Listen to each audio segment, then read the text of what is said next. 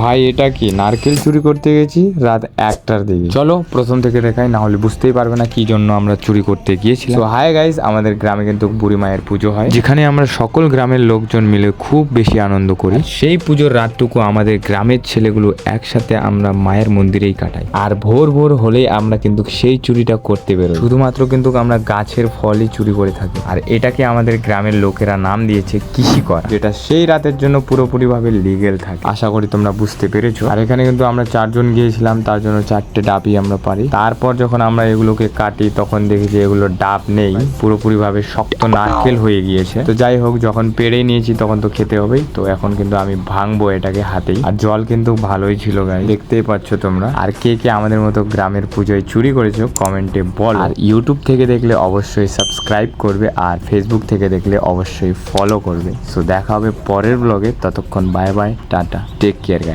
बकचोदी देखना है तो सब्सक्राइब और फॉलो करो भास्कर को।